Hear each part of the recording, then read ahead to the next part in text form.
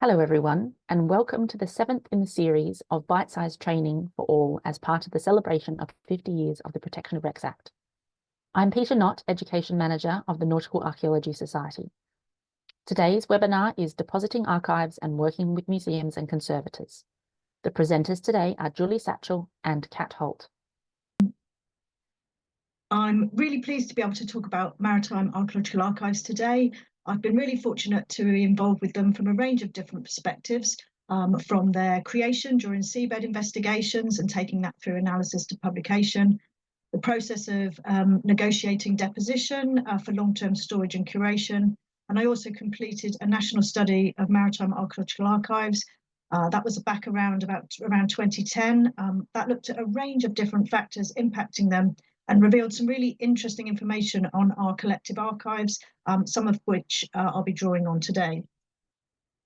So I'm really going to give a very brief introduction just to a few aspects of archives. I'm going to cover really some of the basics, what's in a maritime archive, what we might find in there and why they're important. Looking at some of what we can learn from those collective archives, particularly from protective wreck investigations over the last 50 years, and some of the challenges that we face. Brief look at the policy framework within which we are creating archives, and some of the key stages for their production. And finally, just thinking of things to bear in mind in terms of archive planning. So what's an archaeological archive? The quote here sums it up well in terms of the fact that it includes the finds, digital records, written, drawn, and photographic documentation, essentially all the elements that you create or collect during an archaeological project. The key thing is that an archaeological project results in an archive that is stable, that's ordered, and it's easy to access, and that it represents the results of everything, your data gathering, your analysis, and your interpretation. It's worth thinking about your records and bearing in mind that someone in the future wanting to use them, and they will need to be able to fully understand what you've done and why, and also potentially to reinterpret your work in light of new comparative sites, discoveries, or techniques. Maritime projects could include work that collects information about a site, an assemblage, or an object. That could be diver survey, remote survey, hulk recording, surface recovery of objects through to full excavation. The archive elements are usually split between documentary archives, so that's all these various records, and the material archive, so the physical objects and the samples. Of course, archive types and size are going to reflect the scale of work. They might not have any material elements at all, and they could just be limited to recording forms and photographs, but all are very equally important records of investigations. I know this is a text-heavy slide, but I just think it's useful to consider the really wide range of elements that might be included in an archive. Increasingly, there are more and more amounts of born digital archive, but many of the sites with long-running investigations, they can have all sorts of different record types within their archives. It's really important that information such as all of the project planning and your set out and why you've done the work, obviously all of your primary record sheets from any site work, but also copies of any reports or notes that include your thoughts and interpretations as well. They all forms part of the archive whole. Clearly, all archaeological archives are important as they are unique records of an investigation. If those projects might include object recovery or excavation, obviously the physical record is permanently changed, so it makes having the archive of what's been done really important. Some other things to consider in terms of maritime archaeological archives are that there is obviously required specialist training for diving and equipment, and that has related costs. That means that maritime archives, fewer are produced in comparison to those from terrestrial projects, so there is a kind of scarcity value to maritime archives. And also, the inaccessibility of the environment means that archive we produce is the only way that most people get to experience and engage with maritime archaeology. whether that's through recovered objects in museums, by 3D visualizations, or through consulting back to original documentation. So this puts an added importance on the artifacts, images, samples, and interpretations within our archives. Also worth noting that the archives themselves, they reflect the contemporary legal, economic, and cultural situation that we are all producing them in. And so they themselves can tell us a lot and tell us the story of the history of maritime archaeology itself. So huge amounts of potential with maritime archaeology archives. I know I'm biased about this, but yeah, it's important to consider how they're handled and their future. I briefly mentioned earlier a study of maritime archives that I did. Although this was undertaken over a decade ago now, the results and some of the issues that it revealed are still very relevant today. That looked at archive from all maritime sites, but I thought it would be interesting to have a brief look at the results focusing on protected wrecks. And so that review of what was then 40 years, I suppose, of protected wrecks investigations, it revealed that sites often had multiple interventions or projects having been undertaken on them, and that often there had been several different groups or organisations that had undertaken these investigations on the same site. That resulted in archives that were often open or being contributed to sort of season after season over many years, sometimes for decades. It also resulted in archive from the same site often being held across a wide range of public and private groups or organisations, which made them quite difficult to access and also potentially at risk as well. There were comparatively high numbers of excavation archives, so many of those have associated objects within them, and quite a number are held indefinitely just in passive storage, and that was adding to high levels of undeposited archive that didn't have a museum or a repository identified to take them. Of those archives that were in public museums, this had been often an ad hoc response for an individual site or a new discovery. And there were also some issues related to responsibilities in terms of ownership, curation, and long-term security. So the net result of this situation had been that in England in particular, where this is a particular issue, maritime archives had been neglected, often uncurated, inaccessible, under-researched, and sometimes simply sold. And this situation had developed due to maritime sites kind of falling outside of the remit of terrestrial museums, and there had also been no specialist maritime museum that had developed an interest or capacity for them. And there can still be difficulties in identifying a museum that is willing or able to take maritime material. And I know Kat's going to talk a bit about this later. Having archive undeposited and inaccessible impacts the research potential of sites and also the kind of wider development of knowledge and understanding, because often these archives aren't fully analysed with the results made available for a range of audiences. And while this situation hasn't been fully resolved, it acts as a really important reminder about how vital it is to consider where your own records of projects might be deposited.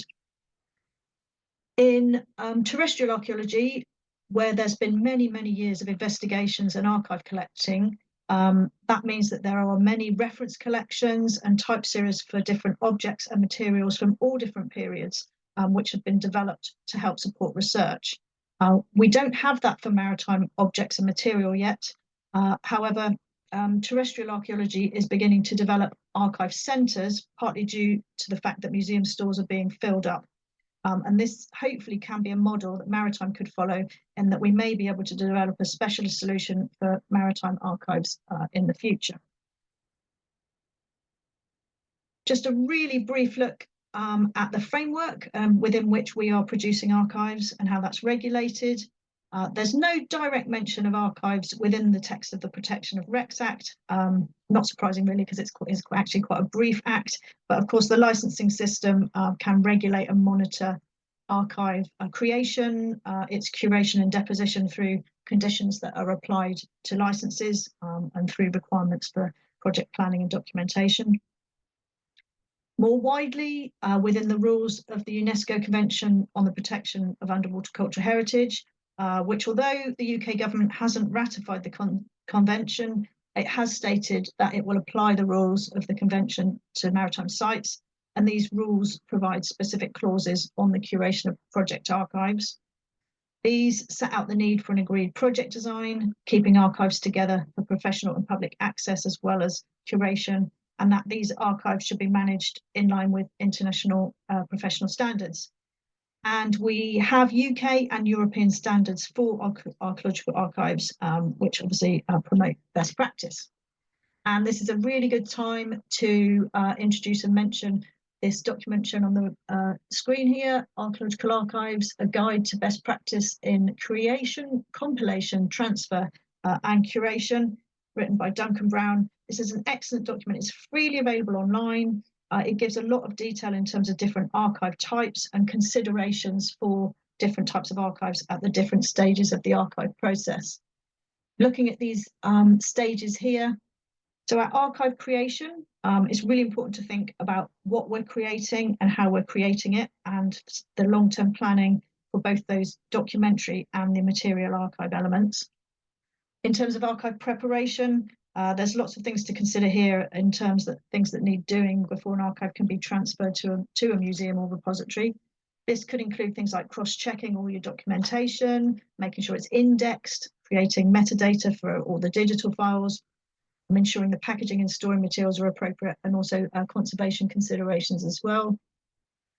Archive transfer, it's here where issues of ownership and transfer of title have to be dealt with alongside physical movement of the archive between locations. And in relation to archive curation, well, this really is something that begins at the beginning, really, at creation, as we really must think about any factors that might impact the stability and safety of archive while it's in our care, and at all stages of this process. So it's worth thinking about whether you might need specialist advice on any of these aspects, and I know Kat is going to cover that in more detail. And really now, finally, just to wrap up from me, I mentioned earlier that we're facing some challenges related to maritime archives. However, these really shouldn't be seen as a barrier to best practice. It's just useful to be aware that as a discipline, we are still developing approaches to providing capacity for being able to collect archives. And so ending with some things to think about before you either jump in the water or head out into the intertidal zone. Think about the motivation for your project, what your research aims are, and is all this information written in documentation that will ultimately become part of the archive? Think about the types of archive you might be creating, the paper, digital object, and how you will look after this while it's in your care. And as much as possible, plan for that ordered and stable archive right from the beginning. Obviously, you never quite know what's going to happen once you start a project, but it's good to have a plan in place. Think about the materials you're using, things like the fact that black biro is archive stable, but other coloured biros aren't. Try not to use staples as they corrode and that sort of thing. Giving elements of your archive unique identifiers and cross-referencing elements.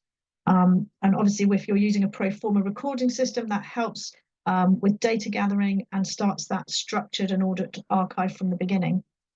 And so really, just to leave with two key questions to think about is that whether someone in the future, if they're unfamiliar with this site or object, will they understand all your records? And finally, and very importantly, where will the archive be deposited? And I think this is a great place now for me to hand over to Kat, who's going to go through this in much more detail. Thank you very much, Julie. Okay, so good evening, everyone. My name is Kat Holt, and I am the collections manager at Dover Museum. I have a background also in maritime archaeology, and I've been spending quite a lot of my time over the last couple of years working with other museums who collect maritime collections to help advise them on issues such as long-term care, but also to look at museums that are perhaps collecting maritime archaeology for the first time and what the challenges of doing that are. So to start my presentation, you should be able to see a lovely image of the Mary Rose Museum. Sure, very familiar to a lot of you.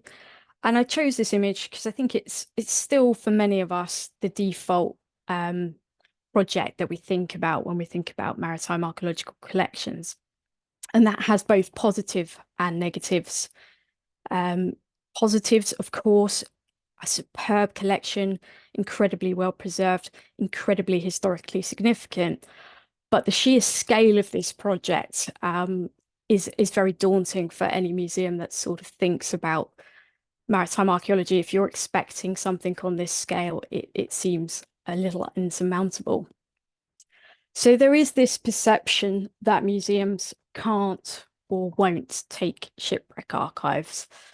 And while there certainly are some museums that are not in a position, there are others that will. And I want to spend a little bit of time with you this evening explaining what the processes museums go through when they're deciding whether or not to take archives are, and how you can help break down any barriers that there might be. So I've got a quote on the screen here that says, "Amateur diving groups and professional salvage organisations are often surprised and disappointed when museums they've not previously consulted refuse to acquire their objects." And I think really for me as a curator, the key words here are not previously consulted. So my first top tip for anyone wanting to deposit their material with a museum is simply just to talk to us, and talk to us as early into the process as humanly possible, and ideally before you've started the work. So how do you choose a suitable museum to deposit your artifacts? Well, the best place to start is with what's called a collections policy, sometimes referred to as a collections development policy. The vast majority of museums in the UK will have one of these. We have to produce them as part of our accreditation scheme. And it is a very detailed document which will talk about the type of collections that the museum wants to collect, is willing to collect, and crucially, the type of collections that they won't collect. So you'll know very quickly if maritime archaeology is identified as a collection that they won't take. Often these are available online. If you can't find it online, just contact the museum. They can send you a copy and they can talk you through it. On screen, you'll see an example. This is from the Historic Dockyard at Chatham. This one is available online. And as you can see, they describe themselves as a fully accredited museum, and their purpose is to collect, preserve, study, and exhibit objects and material connected to the history of the dockyard at Chatham, the development of Royal Navy warships, their design and construction, and the use of the River Medway by the Royal Navy and support services. So very quickly from this, you can get a sense that if you've got material that's coming from a ship that is not connected to the Royal Navy and was not repaired or built at Chatham Dockyard, this is not going to be a good fit for your collection. So what other restrictions are there to collecting? We have geographical location. So for myself, my museum is based in Dover, which means I can collect material from the town of Dover and from the surrounding district. If you were to come to me with something, for example, that you'd found in Southampton or Portsmouth, as interesting or as significant as I might believe that object to be, if there is no tangible link between that object and Dover, I'm not in a position where I'm able to accept that object. Some museums are very specific about the type of material they collect. Perhaps they only collect one type of material, like costume or artwork. If that's the case, they're obviously unlikely to take that collection. But conversely, of course, there are museums that are specifically for maritime collections. So those are often a good place to start. We do have to be mindful of what other museums are collecting and try and play nicely with each other. So we make sure that we don't have conflict as far as possible between ourselves and other museums and their collecting policies. So again, with myself, My museum covers Dover District. Within Dover District, there are other museums as well. If someone was to come to me with an item that they found in Deal, for example, we also have a maritime museum in Deal. So that's a conversation that would need to take place with Deal Museum as well to make sure that we're not conflicting. And we also don't want to have duplication. So I wouldn't want to have objects in my collection that are also duplicated, for example, in Deal Museum. But also, if you come to me with an assemblage that perhaps has hundreds of the same type of item, we might decide we don't want to take 200 of the same thing. We might only take a representative sample. So assuming that our collections policy allows us to take the material, what are our next concerns? I've broken these down into 4 sections. So legal concerns, ethical concerns, concerns surrounding the conservation, and practical concerns. We'll start with legal first. I'm sure it won't come as a surprise to any of you that museums are not above the law. And we are bound by any national laws or international conventions that are relevant to the museum. So in the UK, we are mindful of the following: the Protection of Wrecks Act, the Merchant Shipping Act, Protection of Military Remains Act, and the Treasure Act. And from our perspective, we want to know that anyone who is depositing artifacts with our museum has done so in a legal way, has obtained the correct licenses to be able to dive and excavate these sites.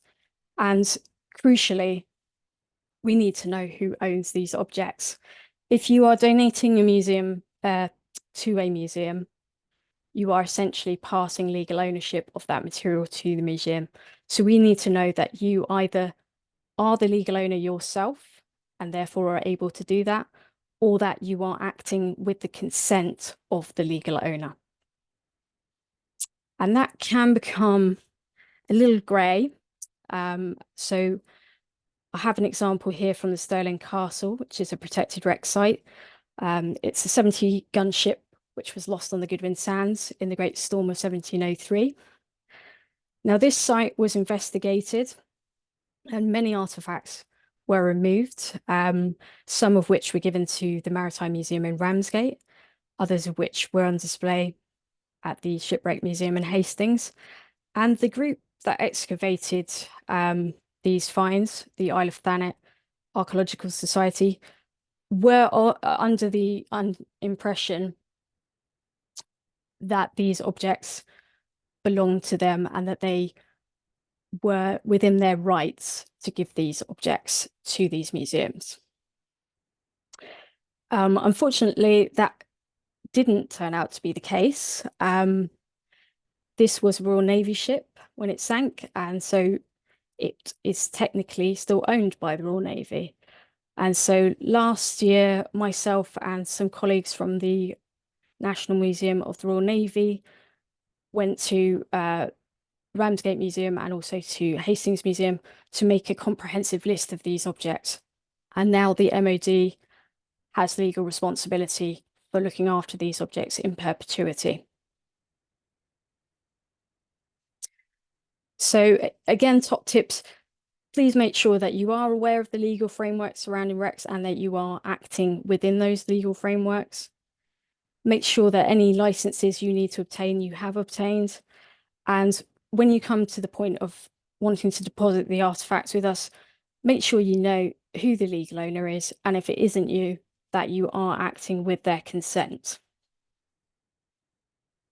On to the ethical issues. Ethics is something that museums take very seriously, and we are mindful of it in everything that we do. There are 2 specific codes of ethics that apply. The first is the Museums Association Code of Ethics, and the second is the Allende Accord. So the Museum Association Code of Ethics, first of all, this is a UK specific code of ethics and applies to all museums and applies for any type of object that we would be donated. And in particular, we want to focus on the needs of the object long term. If we are not in a position where we can adequately provide long-term care for this item and allow the public access to it, we should not be taking it. And we also have to always be mindful that we are not compromising the standards of care for anything that we already have in our collection by taking on these additional objects. We must always conduct due diligence to make sure that that legal ownership is understood and that it is legitimately being transferred to us. And this also applies for loans as well, not just for donations. And we have a duty to reject any item if we have any suspicion that it was wrongfully taken, stolen, illicitly exported, or illicitly traded. The Land Accord is a convention which was code of ethics put together by the International Congress of Maritime Museums. It applies internationally.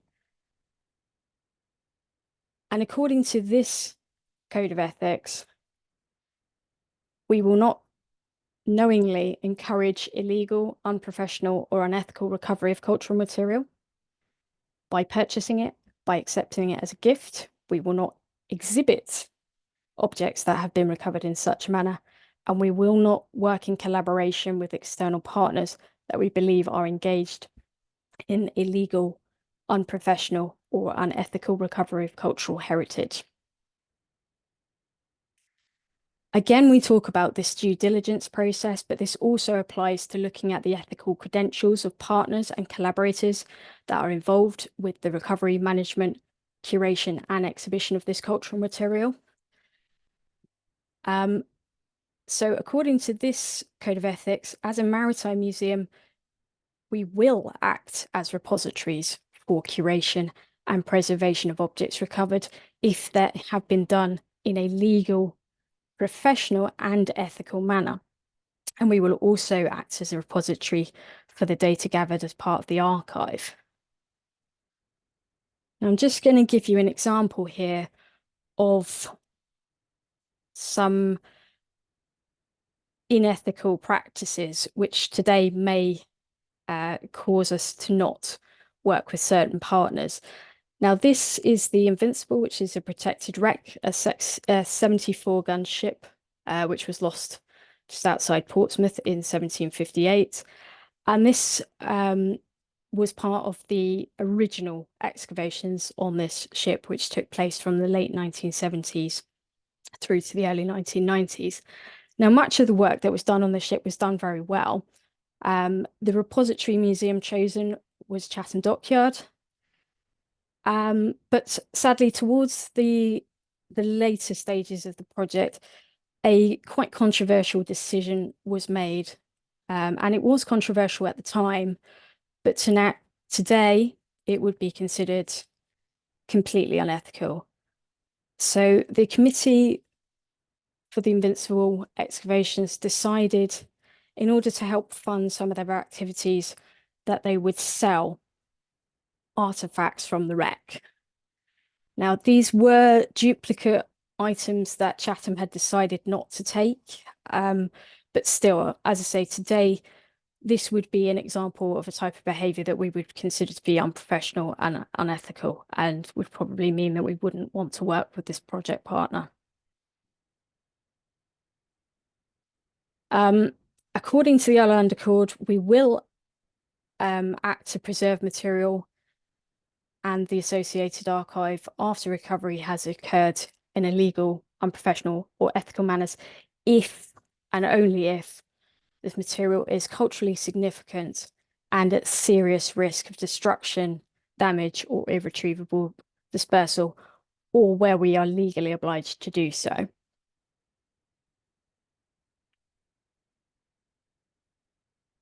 So next, I want to move on to talking about conservation issues. And as it says on the screen here, excavation without conservation is another example of a behaviour that we would consider to be unethical. So involving a conservator in your planning is incredibly important, and doing it as early as possible, ideally at the beginning, is going to bring the most benefit to you. Conservators can advise and assist with many things, including giving advice on how to lift complex objects, the correct storage for fines, the correct materials to use, and the correct storage mediums. It can help with the identification of materials, can contribute to the research questions of the project, and recommend other specialists that should be involved, as well as obviously undertaking conservation of the objects themselves. Conservation needs to be included as part of your project plan. Once you remove any artifact from the underwater environment, it will need conservation in order to stabilize it. And this really should be thought about before you remove the items, in consultation with a suitably qualified conservator. Now, conservation can be very time consuming and it is expensive. There are various sources of funding for conservation, depending on the type of project that you're running. If it is a developer-led project, you may be able to get funding from your developer. There are other institutions like Historic England, for example, who may fund it. And of course, there are fundraising grants and other channels available. From a museum perspective, what we need to be aware is what treatments have been undertaken on these objects before they come to us, as this will have a big impact on decisions that we make for their future curation. We should be provided with conservation records, and this will include things such as images of before and after treatment. It will detail the treatments that have been undertaken, any analysis and sample locations, and it all forms part of the wider project archive. And that, therefore, it's really important that is shared with us. We also need to make sure that while the objects are in our care, that we are storing them and monitoring them correctly and for their specific needs. For example, we need to make sure that they are being kept at the right temperatures and the right relative humidities. And a conservation report should contain recommendations for this, which will help us with our further display and storage solutions.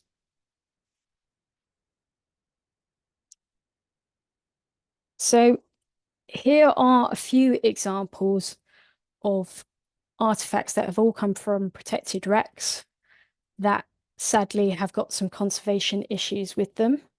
These are all in museum collections in the UK. And I'm just going to talk you through each of them in turn. So on the screen now, you can see a leather hide. This is from the Invincible and is held at Chatham Dockyard. And if you look very carefully, you can see that there are some white powdery deposits on this leather hide. And this has been caused by salt leaching out of the leather and is probably due to insufficient desalination of the leather prior to conservation and drying. Salts are hygroscopic and they will attract moisture to the object. And this is particularly dangerous for metal objects where the salts will keep and moisture will keep driving the process of conservation, the process of corrosion. As with this item, which is an organic item, the moisture can also lead to the development of mold, which is obviously not good for the object, but it's also potentially a health hazard for the staff who will be working on it. The image on the screen now is a wooden canister. This is also from the Invincible collection. And you can clearly see here that the wood is cracking. And this is common with organic material from waterlogged environments that have not been correctly conserved and stored. To understand what's going on here, we would need to look at the conservation records alongside any data that we might have regarding the environmental monitoring. So this is the temperature and the relative humidity. Wood in particular is quite susceptible to fluctuating temperature and humidity. And if this is changing rapidly over short periods of time, you're going to start to see this type of thing occurring. Sadly, these are beyond reversible conservation now, but as a lesson going forward, constant monitoring, making sure that the environmental conditions are right, is what would need to be done to prevent this happening in the future. On the screen now, you can see a couple of items from the Northumberland. This is also on the Goodwin Sands. It also sank in the Great Storm of 1703. And you can see a green powdery deposit on these items. This is a type of corrosion which is known as bronze disease. And these items will need to be conserved in order to try and stop, or at the very least, slow this rate of deterioration. And in the case of the copper kettle, which is on the left of the screen in particular, this is probably caused due to the environment that it's been stored in. Because it's a large item, it's not possible to get the same level of control of temperature and relative humidity that you might be able to achieve in a display case. And therefore, it's subject to the ambient conditions in the room. And this can be very detrimental to many materials and cause this type of deterioration. So finally, I would just like to talk about the practical issues. And I've broken these down into 4 sections. So first of all, knowledge. Caring for maritime collections is a very specialised subject. But unfortunately, the museum sector as a whole is not as specialised as it once was. And this means that there may not be the level of skills and experience with dealing with this type of collection at the museum within their permanent staff. This may mean that museums need to look to external experts to help them, or they may need to upskill their staff in order to be able to look after these collections. And it may mean that they need a bit of extra support from the dive teams in order to help understand what the significance of the objects are. Storage. Storage of these items can be quite complicated. You can see on the screen here, there are some images of objects which came from the Roosevijk. And you can see that they are being kept wet. If this is something that the museum needs to think about when they are taking objects on, are there special conditions on these objects where they need to be stored wet? If so, how is the museum going to be able to do that? And you can see on this next slide, again from the Roosevijk, some of these objects are very, very big and very, very heavy. So again, this is something that the museum will obviously need to think about quite a lot. Do they have space available? Do they have shelving that's capable of storing this material? Do they need to get specialist lifting equipment? Do they need to get extra personnel in to help with this? And of course, all of these considerations have a cost attached to them. We also need to think about whether there is likely to be longer term conservation needs, whether we are going to need to make changes to our environmental monitoring systems, whether we might need to make changes to how our environmental conditions are regulated. There are lots of different considerations which may have a cost implication for the museum. And obviously, if we know that in advance, there's ways that we can look for funding or budget for those. And of course, all of this also adds a time pressure to the museum. Does the museum have time to build some new shelving? Does the museum have the staff time to dedicate to looking after this collection? And all of this ultimately goes back to my first point, which is talk to us. So my top tips for success, just to recap, are contact the museum before you raise these objects as possible, but certainly as early as possible, and just keep that conversation going. Discuss with the museum whether they can and whether they will accept the objects. Don't just assume that they will. Make sure that you are aware and acting within the ethical and legal frameworks and have relevant documentation to prove that. And remember to include conservation in your plan. And be patient. This is very much a marathon, not a sprint. Resources for all of us these days are very tight. So just be patient and keep talking to us, and hopefully we can get there together and find the right solution for your objects. Thank you very much. Here's my contact details. If you would like to talk to me further about this, I'm very happy for you to send me an email, or my phone number's on the screen there as well. Thank you very much. Wow, that's certainly something to think about there from both of those presentations. Thank you very much, Kat, and thank you very much to Julie, who gave the presentation earlier. It's great to have all that information to digest. Thank you very much, Julie and Kat. They were very interesting presentations. And thank you very much to Historic England for ensuring that these bite-sized presentations are free for everyone to attend and to watch online in perpetuity on YouTube. If you're interested in marine licensing and the Merchant Shipping Act, then please check out our next video, and that webinar will be taking place on the 25th of January. So if you haven't already, please sign up for that to get the free web link. And apart from that, thank you very much for attending today, and enjoy the rest of your evening or your day.